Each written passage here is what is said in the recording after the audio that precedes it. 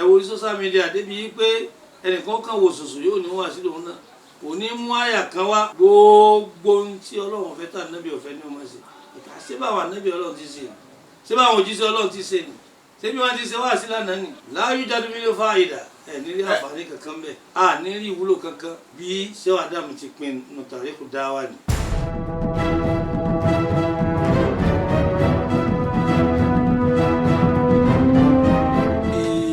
àwọn ibi tí a bá ọ̀rọ̀ bọ̀ nípa pé àwọn àrùn tí ó mú agbo àwọn àlùfáà àdàbò ti dà yìí náà ni tí bàbá Mọ̀lánà Sheikh Adam ti sọ fún wa ni pé mashakilu du'at ìgẹ́rùbẹ̀ áfíríkì àánú àwọn apá kan tíra wọn kà wí pé muharabatul marad muharabatul aljahl àti muharabatul alfaqr àti muharabatul marad muharabatul jali kájà ìmọ̀kálógún náà ni àwọn bàbá wa ti ń bá bọ̀ sí àwọn Sheikh Adam náà bàbá Sheikh Kamal bàbá Alágbàjì bàbá wọ̀nyí wọ́n pọ̀ ní gbogbo ilẹ̀ Yorùbá tí wọ́n ti ń ṣe tí ilé kéwù fi pọ̀ débi ọ̀pọ̀ dé tí záwíyà fi pọ̀ débi ọ̀pọ̀ dé tí gbogbo àwọn madaris àti zawaya islamiyya fi pọ̀ débi tó pọ̀ dé títí ó fi wá kan èdè ìbò ńgbà tó náà tún dé àwọn kan tún jagun títí wọ́n rí pé àwọn gbé agbára èdè ìbò yìí wọnú اللغة الإنجليزية جمعوا بين الثقافتين العربية والإنجليزية الثقافة العربية والغربية الإسلامية gbogbo ثقافة méjèèjì ni wọ́n papọ̀ wọ́n kọ́lé kí wọ́n tó kọ́lé ìwé àmọ́ tóun ti bẹ́ẹ̀ okùn nǹkan méjì tí a ní láti jà lógun àtèmi àtẹ̀yìn láàjọ wá solúsàn lórí ẹ̀ Ọlọ́run bá fún wa ṣe bẹ̀rẹ̀ látòrí àwọn àfáà wa àgbààgbà látọ̀rọ̀ àwọn bàbá wa imma ulama rabita league of imam and alfaz ilẹ̀ Yorùbá orílẹ̀ gbogbo àwọn munazamat islamiyya islamic organizations tó wà látọ̀rí Ahmadiyya ní àtòrí ansarul islam ó jẹ́ pé wọ́n nílé kí wọ́n sì ti ń bẹ ti pẹ́ wọ́n ti ń lọ 100 ọdún àti gbogbo àwọn nesfat kọ́rí àti gbogbo àwọn islamiyat ibi adúlé ìtọ́sẹ̀ dálẹ̀ ṣé bá ti máa wo náà ní nǹkan tí a torí ẹ̀ gbé tẹlifíṣàn wa bá wa tán ní àdásí òun náà ní ká tara wa jí adìbò nafsi wa ikhwanil muslimin. mo ń pera mi mo sì ń pé ó gbẹ̀yìn ọmọ ìyá tẹ́ ń jẹ́ mùsùlùmí. an naquma wa nal'ab dawran malmusa. ipe ká tètè dìde ká sì play róòlù tó dáa. في محاربة الفقر والمرض nípa pé ká ja àìríjẹ tó àti òṣì àti àìrímu tó àti àìmọ̀kan ká ja lógun. المرض àárẹ̀ ká ja lógun. وقد سبق فيهما وفيها النصرانيون واليهوديون. ibi táwa mùsùlùmí táwa ti hàn àwọn kírísítẹ́nì àwọn ti kọjá wa mẹ́ẹ̀. ونلعن بعضنا بعضا ونسب بعضنا بعضا. ibi táwa ti ń búra wa làwọn tètè ń ṣètò lọ́n tiwọn wọ́n ti ní hospital wọ́n ti létò fún gbogbo kínní yìí. هذا وذلك. eléyìí tá a wí àti kejì. ندعوكم بلسان القرآن. à ń fẹnu alukurani àfi ń pera wa. وبأحاديث الرسول صلى الله عليه وسلم. a sì ń fi ọ̀rọ̀ Ànábì sallallahu alaihi wasallam pera wa. أن نعود إلى الاعتصام بحبل الله جميعا بدون التفرقة. ká padà sí ojú ọ̀nà wípé a di okùn Ọlọ́run ọba mú láláì ní lọ́lọ́tọ̀ọ̀tọ̀. pẹ̀lú títí Ádámù fi báyìí fún wa pé. falmukhizul wahid. nǹkan tó lè gbé ayọ̀kọ́nù wàhálà yìí o. wa tamassuku bi kitabillah. èyí táwọn ìbẹnu dínú náà ṣe àpíká gbá Al-Qur'ani yìí mú ní lílò. wa sunnati rasulillahi sallallahu alaihi wasallam. ká sì gbá àdísì náà mú ní lílò èyí ṣe pé àwa ni aládìísì àwa ni alùsùnà táwọn wí tí àwa hùwà rẹ̀ àwa ni súfí táwọn wí táwọn ṣe súfí àwa ni súnà táwọn ṣe súnà tí gbogbo ẹ̀ wá débù tó wá dìjà èyí ń kọ́ lànàbí wí al-amalu bil kitab wamtisal bis sunna ká lò ó bí àwọn sàhábà ti lò ó wọ́n gbọ́ra wọn yé. wa ruju'in ilayha fi kulli amrin dhi bal. ká padà sínú Al-Qur'ani àti hadith pẹ̀lú gbogbo ohun tó wù kó lè máa ṣe wá gbogbo ohun tó wù kó lè máa bá mi nà umuri dunya wa akhirah ìbá àjọrọ̀ jíjẹ múmu ìbá àjọrọ̀ níná lílo tá a bá jọ gbọ́ra wáyé tí gbogbo àwa tá à ń jẹ́ súfí tá a kójà kú láàrin ara wa tí ó sì pé mi ní kọ̀dìríyà èmi tìjàníyà èmi ní kọ̀dìríyà tí mo ti ṣáájú rẹ èmi tìjàníyà ẹ̀yin lẹ́ mo dé èmi ní kíní èmi tá a bá jọjọ kó pọ̀ òkè afẹ́ máa ń ṣe súfì yìí lọ ní tí wọ́n bá jẹ́ nǹkan tọ́lọ́wọ́n ọ̀fẹ́ ká jọ gbọ́ra ẹja mú ikú mẹ́ níta nẹ́bí ọ̀fẹ́ ká mú kó mẹ́ ká wá jọ wá pé ọ̀dà àwa súfì iléeṣẹ́ wò ládàálẹ̀ tó àwọn kọ̀dìríyà ló dá iléeṣẹ́ ilé wọ́n ń ṣe mílíkì àwọn kọ̀dìríyà ló dá ilé wọ́n ń ṣe bọ́ǹfìtà àwọn tìjàníyà ló dá ilé wọ́n ń ṣiṣẹ́ aṣọ wọn ń sọ àwọn tìjàníyà ló dá ilé wọ́n ń ṣe nǹkan kan tó yẹ pé ní bá jáde ńlé kéwú tó jáde ńlé ìwé yóò mọ rí kan ṣe kò ní í ṣe ebú mọ́ kò ní í síjà mọ́ gbogbo ṣọ́ọ̀ṣì ńláńlá kọ̀ọ̀kan nùkún wọn ní takisí ti ń ṣiṣẹ́ nìkan ní ṣọ́ọ̀bù lọ́jà nùkún wọn níbi tí wọ́n dáko tí wọ́n kó àwọn ọmọ wọn lọ tí wọ́n ń jẹ́ pé àṣírí wọn bò àwọn náà níjà láàrin ara wọn kò dé kóòtù kò débi wàhálà tí wá dé yìí nígbà wo la padà tádọ̀ alikitaabu wa sunna. wa kullu ma asla lahu fil kitabi wa sunna fa huwa bid'ah. gbogbo tó bá já sí pé àdádálẹ̀ lónìí tí wọ́n wá ọwọ́ adé pé kò sínú Al-Qur'ani tí ò sínú súnà àdádálẹ̀ tá nàbí ń wí nù o. sallallahu alaihi wasallam. àdádálẹ̀ ti di wàhálà lẹ̀ tí ń mú èbú wá tí ń mú jà wá bí Mawlana Sheikh Adam ti sọ nínú Dinu Nasiha nínú àwọn akẹ́kọ̀ọ́ ń dá wàhálà lẹ̀ tá àti ìrìyànjú òun náà ni muharabatul marad bí nǹkan ṣe wá nísìnyí ọlọ́run má fa burú sẹ́ni kọ̀ọ̀kan wa bá ti máa wí nánu tó sì máa ṣẹlẹ̀ torí kò lè má ṣẹlẹ̀ á lọ hospital ti ìjọba tó bí abùkátà wa àfi ká lọ àdáni bàbá wa lọ àdáni àwọn mélòó ló dé hospital lẹ̀ láàrin mùsùlùmí sí àwọn kírísítẹ̀nì ti lọ hospital rẹpẹtẹ tí bùkátà wọn lè bí yá ń bẹ̀ wọ́n tún lágbára débi tí wọ́n tún ta oògùn tí wọ́n tún ṣe oògùn ránṣẹ́ fúnra wọn ṣé níbi tá a máa han rù yìí náà láwà níbi tá a máa bẹ́ẹ̀ bú sépè yìí náà láwà kí lèmi ó ṣe àwọn tó ṣáájú wa ti ṣe nǹkan àtìrí tí wọ́n tó yọrí kí làwọn náà ó gbèsè ká pera wa kí lẹ́gbẹ́lẹ́gbẹ́ ó pera wọn káwọn lè kí ó pera wa káwọn oníṣàwí ó pera wa káwọn gbogbo àwọn dùhátù ó pera wọn ká fìjà lẹ̀ ká lè rí ọ̀la túnṣe láti ní. Al-Qur'an sọ fún wa pé súnmọ́ awrasna al-kitaba. alladhina istafayna min ibadina faminhum zalimun li nafsihi wa minhum muqtasidun wa minhum sabiqun bil khayrati bi'idhnillah dhalika huwa al-fadlul kabir.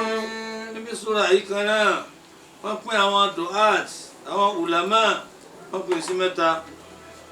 lábẹ́ bẹ́ẹ̀ láwà lọ́nu tó tàríkù dáwà bàbá níbi tí wọ́n ti pé àwọn aksamu du'at ẹ bá ń sọ sófò rẹ̀ 231.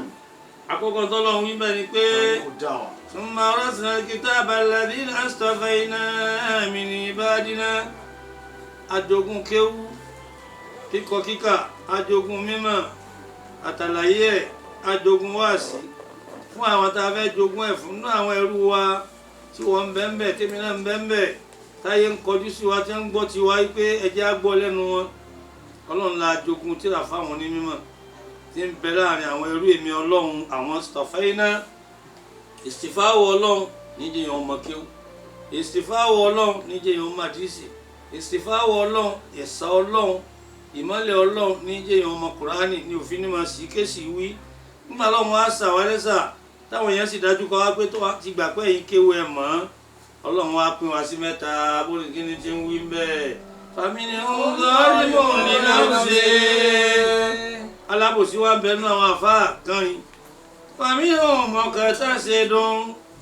àwọn tí wọ́n ń ṣe yín sọ̀hún bẹnu tó bá ṣeré díẹ̀ àṣebí díẹ̀ faminhum sabiqun bil khayrati bi'idhnillah mẹ́nu wọn tágbẹ́jọ ojúmọ́ náà ni wọ́n máa ṣe tọ́lọ́run yóò ṣe lọ́sàn yóò ṣe lóru bí Al-Qur'an ti kàtìgórí wa sínú ni níbo ni wọ́n wà níbẹ̀ lèmi wà anta mina sabiqin lil khairat السابقون إلى الإصلاح ìjọ wa náà tí wọ́n fẹ́ ṣe dáadáa السابقون إلى العلم والمعرفة àwọn ẹni tí wọ́n ti sún síwájú ibi tọ́lọ́hun tí wọ́n fẹ́ kí àwọn èèyàn mọ̀ kí السابقون بالصبر àwọn tí wọ́n ti lọ síwájú ibi ṣe sùúrù والاستبار àti tí wọ́n ṣe sùúrù tó dópin والذكر والشكر tí wọ́n sì ń rántí ọlọ́run tí wọ́n sì ń dúpẹ́ والصبر عن البلوى tí wọ́n sì wá ní sùúrù lórí àdánwò tó kọlù wọ́n والصبر على الطاعة tí wọ́n sì ń ṣe sùúrù lórí ìtẹ̀lé tọlọ́run والصبر عن المعصية tí wọ́n sì ń ṣe sùúrù lórí gbogbo nǹkan tọ́lọ́ ní mọ́débẹ̀. ǹjẹ́ wọ́n mẹ́mẹ́ ǹjẹ́ mi mẹ́mẹ́ ǹjẹ́ èmi bọ́nu zalimun li nafsihi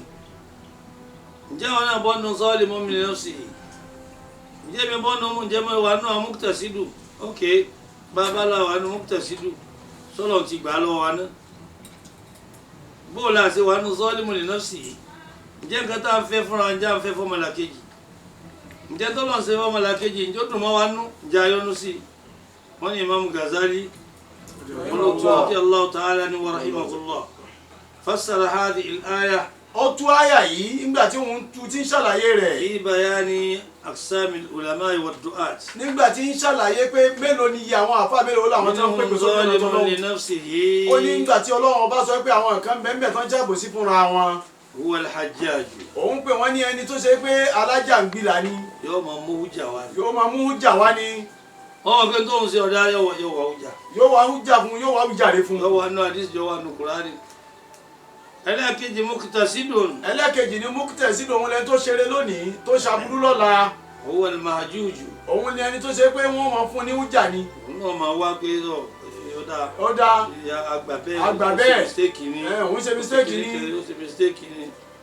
amma sabiqun bil khairat ó ní èyí tọ́lọ́ ń wá wí parí pé àwọn ẹni dáadáa tí wọ́n ti lọ síwájú huwa hujjatun wọ́n ní òmàmù ó ní òun gangan làwíjàre hujjatul islam òun lẹni tá a lè fi ṣàwíjàre ní hujjatun Islam fi da'wa òun lẹni tá a lè fi ṣàwíjàre ní ìpèkè sójú ọ̀nà tọ́lọ́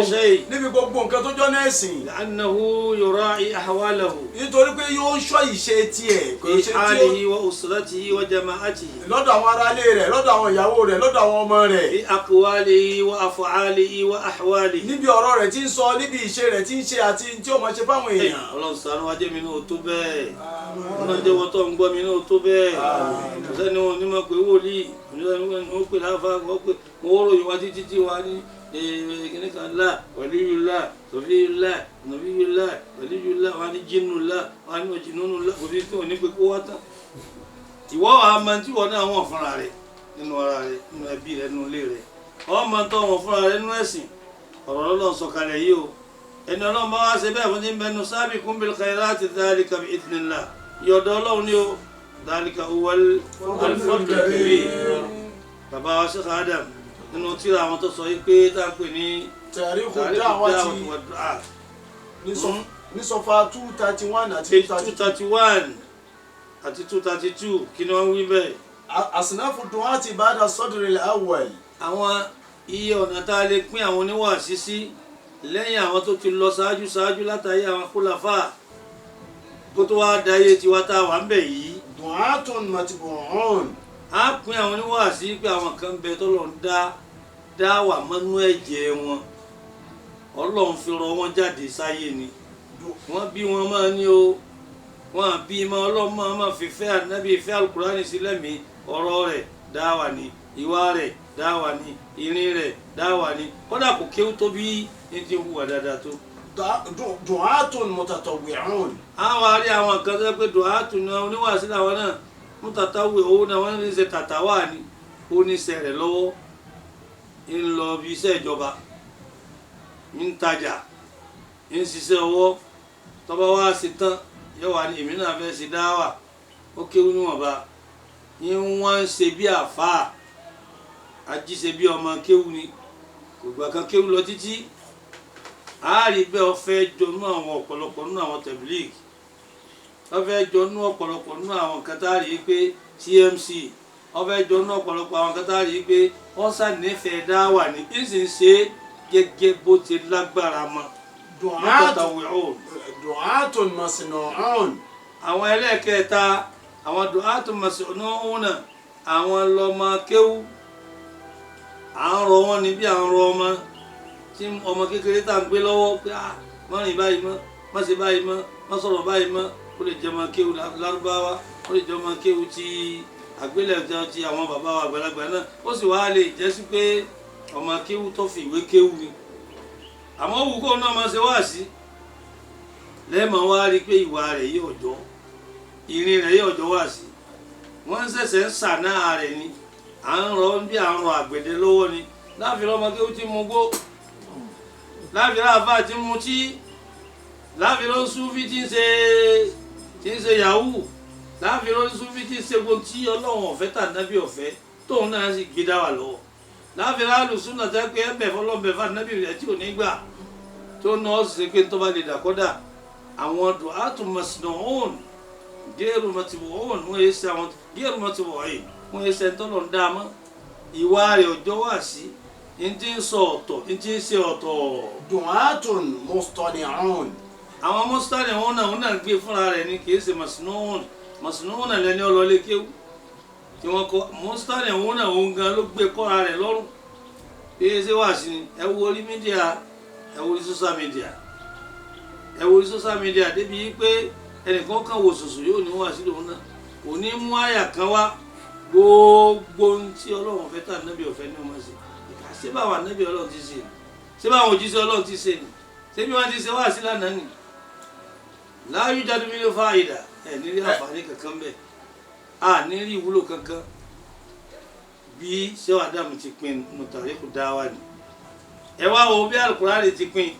ẹ bí Imam Ghazali ti pín ẹ wà láyé tí ṣéwà Ádámù ṣe wípé thumma awrasna al-kitaba. ثم أورثنا الكتاب الذين اصطفينا من عبادنا فمنهم ظالم لنفسه. tí ń lọlé awo tí ń lọlé òòṣà tí ń lọlé egun tí ń lọlé egunnu tí wọ́n sọ báwọn èèyàn pé ẹ má ṣe bẹ́ẹ̀ tóun náà ń ṣe é. ومنهم مقتصد. àwọn tó bá túbá lórí àtúnṣe mi lọ́la bó bá túbá lórí àtúnṣe mi lọ́túnla túbá gúnugún. ومنهم سابق بالخيرات بإذن الله ذلك هو الفضل الكبير. wọ́n tí wọ́n ń ṣe ojoojúmọ́ ní ṣètò ọlọ́run ní ojoojúmọ́ tó bá ṣàṣìṣe ká sunkúnsunkún tó bá ṣe mi ṣe kì í rẹ́ bí àdá yìí àtúbátúbá àtúmọ̀ bára rẹ̀ wí kò ní jẹ́ ọlọ́run ṣẹ̀ṣẹ̀ bá òun wí ẹni ọlọ́run bá ṣe bẹ́ẹ̀ fún un zalika huwa al-fadlu al-kabir. ọlọ́run tó tóbi lọ́dọ̀ ọlọ́run ṣàṣẹ bẹ́ẹ̀ fún wa o. àmín. ọlọ́run fi sọ pé wa akharina minhum. ọlọ́run láwọn kan tó ń bọ̀ lẹ́yìn o tá a fi wọ́n lépa bá àwọn ará wájú ló fi jẹ́ pé àwọn wòlíì ọlọ́run ò lè tán ànábì ló tán àwọn ọmọ àlìjẹ́nà ò tí ì tán bọ́mọ náà ò ṣe tán ọmọ àlìjẹ́nà náà ò tí ì tán á tún ra àwọn míì tọ́lọ́run ó gbé dìde lọ́la àti lọ́tùnla tí ń bọ̀ táwọn ọ̀tún ní sí ń bẹ̀ mọ́ tí wọ́n máa bẹ́ẹ̀ náà tó bá ti lè ṣe bí àwọn ará wájú tó látàkó kọ́dísà àbàtì àìmọ́ àgbòrò kúlù máa sáà látàrí mẹ́wàá sọ́ọ̀ kúlù máa sáà látàrí mẹ́wàá sọ́ọ̀.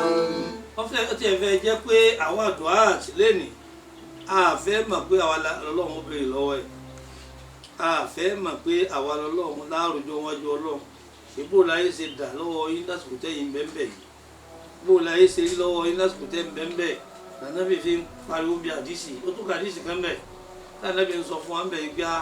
wọn ló pẹ́ àwọn àsìkò kan bọ̀ àwọn sahabatul kiram ridwanullahi alayhi wọ́n dúró débi yí pé Kisra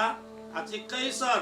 wọ́n padà jẹjà ànábì jẹjà mùsùlùmí jẹjà lórí wọn ó wá di pé mùsùlùmí wá dìdàkudà àwọn àlùmí wá ń jẹjà lórí mùsùlùmí lẹ́ni gbogbo ẹ̀ lárúbáwá ní sí ẹ̀rí bó ṣe rí ìlú bíi 17 nísìnyí kò sí fọkànbalẹ̀ ńbẹ̀ lẹ́pẹ́ àwọn ìlú tó lágbà Iraq ńbẹ̀ Lebanon ńbẹ̀ Turkey ńbẹ̀ Palestine ńbẹ̀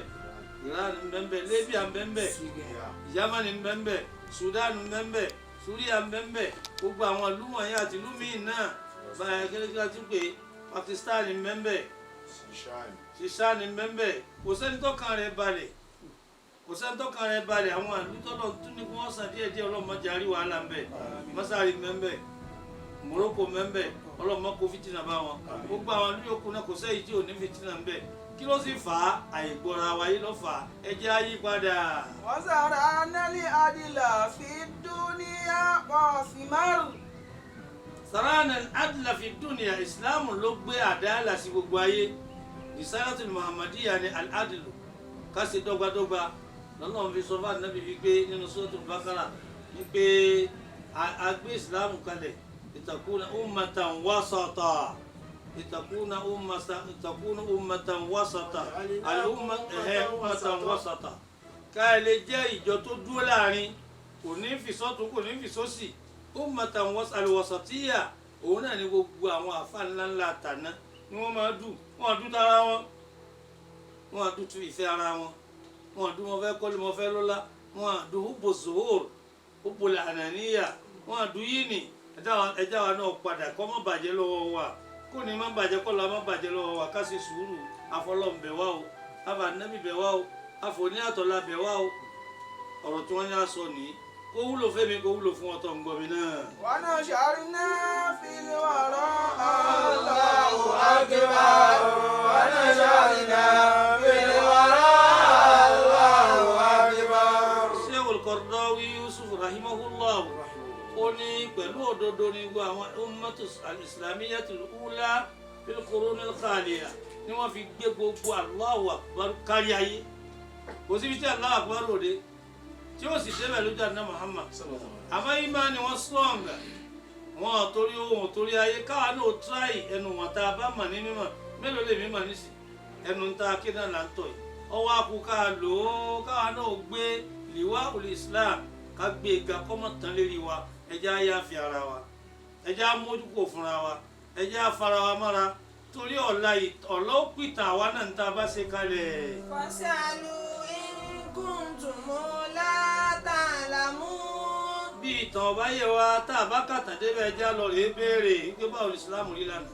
báwo ni wọ́n ṣe dé Dubai báwo ni wọ́n ṣe dé Palestine báwo ni wọ́n ṣe dé Afghanistan báwo ni wọ́n ṣe dé Libya báwo ni wọ́n ṣe dé Kahira tí ń jẹ́ Masar báwo ni ìsìlámù ṣe débẹ̀ àwọn tó gbé ńjọ́ náà èèyàn bí wa làwọn náà. سائلوا التاريخ عنا موعى سائلوا التاريخ عنا موعى. ẹ jẹ́ àbí ìtàn léèrè ká lọ ka tán o history ká lọ wò ó dáadáa báwo ni ẹ lọ ka Ibn Khaldun ẹ wá ka tírà bàbá Mawlana Sheikh Adam al-Islam fi Nàìjíríà kákọ́ gbé láti lé náà al-Islam fi Abẹ́òkúta al-Islam fi Ilé-Ifẹ̀ al-Islam fi Ìjẹ̀bú al-Islam fi Ọ̀yọ́ al-Islam fi Ògbómọ̀ṣọ́ al-Islam gbogbo ilẹ̀ Yorùbá wọn al-Islam fi bilad Yorùbá al-Islam fi ilẹ̀ Haúsá ọwọ́ akọ al-Islam fi Nàìjíríà ọwọ́ akọ mbẹ́ wọ́n akọ gbogbo ètò ayé tí Sheikh Adam sí wọn ò gbó lọ́wọ́ ẹnìkan bàbá náà jìyà ìyà jẹ wọn orí ibẹ̀ náà bàbá náà tán sí ṣé èbúlọ ẹ̀ káfíń rántí bàbá náà ṣé kèéta lọ́ọ́ ẹ̀ káfíń rántí bàbá náà káwọn á pé àwọn ọmọ bàbá náà àti ilé kí o bàbá náà láfẹ́ kọ́ parẹ́ ẹ jẹ́ á ṣe dáadáa o ẹ jẹ́ á rò dáadáa o nítorí bá mú apáta àwọn ẹni àná rẹ sáwa náà ó ṣe nǹkan kó yé. مسلمون مسلمون مسلمون مسلمون مسلمون. bàbá tó kọrin míì Sheikh Yusuf al-Qaradawi lórí ọ̀rọ̀ ìsìlámù náà ana in sa'alta al-qawma man ana. أني من أنا مؤمن سأعيش دوما مؤمنا أنا مؤمن سأعيش دوما مؤمنا. ana in sa'alta al-qawma man ana èmi Yusufu bẹ́ẹ̀ bá ń béèrè pé ta ni Yusuf al-Qaradawi tẹ́ ń wí ọ̀hún man ana ta ni mí bàbá ti fèsì kalẹ̀ kó tó lọ láyé wípé. أنا مؤمن سأعيش دوما مؤمنا. mo ti gbàgbọ́ lọ́hún nítorí báyìí ṣe mí mo fara mọ́ òun ó kú sínú ìmánì ni ó sì rí bẹ́ẹ̀ kí ló kàn. فليعلم الفجار أني هنا. ẹ lọ́ọ́ mọ gbogbo ẹ̀yin tẹ́ ń bá ṣe jàǹbá ṣèké ìkọ́tọ̀rù ni mo wà yìí ní kó ń bẹ̀ ojú kan tí mo takú sí náà lérí òdodo ibẹ̀ ní ìmọ̀ wà. lan anhani lan ansani lan arikani. lan anhani lan ansani lan arikani lan anhani lan ansani lan arikani. èmi ò ní mì èmi ò ní yẹ ìní farasíbì kan jọ̀dọ̀ Ọlọ́run lọ. ana muslimu hal ta'rifuna muslima. tẹ́bá ní kí ló kọ́ mi kí lálàjẹ́ mi mùsùlùmí ni mí sẹ́ẹ̀ dá mùsùlùmí àbẹ́ẹ̀ dá mọ̀. ana nuru azalikoni ni huwa azulama. níjọ́ tí ibì kan bá ṣókùnkùn láyé èmi Yusuf ni ẹ tàn síbẹ̀ èmi nìmọ́lẹ̀ ọ̀rọ̀ tí ọba yẹ yẹn wá bí mi léèrè sẹ́ríà tí ọba yẹ yẹn wá bí mi léèrè ìtàn tí ọba yẹ yẹn wá bí mi bẹ́ẹ̀ ni bàbá náà ṣe bá kú láyé gbogbo tó bá rújú nínú Islam bàbá náà ṣe tíra òǹkà tíra lọ rẹpẹtẹ ọdún tí wọ́n lò jẹ́ 96 years bàbá náà ṣe gbogbo ayé àti elékèéta àtolójú oró wọ́n gbà pé yẹ Yusuf ní jẹ́ Yusuf. ana fil khaliqati rayuma yashiku zaman. èmi ní ra'ayu ìrẹ̀ ń gbẹ́ máa ń yẹ síkú zọ̀mọ́ fògbẹ́ ẹni tó ń gbẹ ìmọ̀ ń bá ń gbẹ òǹgbẹ ìtàn ń gbẹ òǹgbẹ sẹ̀ríà ń gbẹ kọ̀ mọ́ wá bí èmi Yusuf léèrè. wa idha du'itu ana hamiyul alhami. wa idha du'itu ana hamiyu tẹ́ ẹ bá ti pè mí èmi ni lọ́ọ̀yà èmi ni adájọ́ tí ń dáàbò bo sẹ̀ríà tí ń dáàbò bo tó bá rú yín lójú tí ń kiri rẹ̀ fún yín. ana musafun yamushi wa islama yura. èmi ni alukurani tí ń rìn alukurani tí ń tọ́láfù tí ń sọ̀rọ̀ láàrin àwọn èèyàn nítorí ẹ bá bí mi nu kurani tí ọba yẹ yín wọ́n dá yín lóhùn. ana nabatun ulwiyatun fawqa sara. lóòótọ́ ilẹ̀ ló bí mi ọmọ ilẹ̀ ni mí àmọ́ ọmọ wulẹ̀ wà ńlẹ̀ ní òkè ìràwọ̀ ni mò ń bẹ lókè sánmọ̀. alikọ́ọ̀nù lí. ó ti wá lọ àbí ọ̀la ó ti kú òun bí mùnáfíkì àbí òkú ó ti kú òun bí kéétà àbí òkú ó fi ilẹ̀ fún pé ẹ máa ran ẹ máa sáyé bẹ́ẹ̀ bá ti ṣe é. alikọ́ọ̀nù lí. bísí Ádámù náà ti lọ bísí Kàmálì ti lọ báwọn àbá wa ti lọ báwọn òbí wa ti lọ kí sí jàǹbá lẹ fẹ́ ṣé kéétà lẹ fẹ́ ẹ máa ran ẹ máa ṣe é so. alikọ́ọ̀nù lí wálé ummati kọ́dí sùkìrọ̀. ó ní gbogbo ayé Ọlọ́run ti sẹ́rọ̀ fún mi àwọn èèyàn Ọlọ́run ti sẹ́rọ̀ fún mi bó wọ́n gbọ́kọ ó kọ Yusuf tí wọ́n ní farabalẹ̀ ń bẹ̀. wálé máa. káàdì ní ọba mọ Yusuf al-Qaradawi ẹ lọ wo àwọn fídíò wọn ẹ lọ wo àwọn kásẹ̀tì wọn ẹ lọ wo YouTube lórí YouTube ẹ mọ̀ pé ẹnìkan jẹ́ Yusuf al-Qaradawi. wálé máa ana lilladhi khalaqal wara. bàbá mi ní pé kí n mọ gbójúlé bàbá mi ní pé kí n mọ gbọ́kànlé ìgbọ́kànlé nìkan ìjọba tó dáyé àti ọ̀run lọ. ana min junudillahi hisibu Muhammadin. bàbá ní kí n mọ wá sí láyé mọ wá jagun sójú ọ̀nà Ọlọ́run ní ọmọ ẹ̀yìn Ànábì ni mí balógun ni mo jẹ́ ọmọ ẹ̀yìn ọmọ ogun mo jẹ́ fànábì. wa bi ghairi hadi Muhammadin la ahtadi. àrítẹ̀dí àrítẹ̀dí.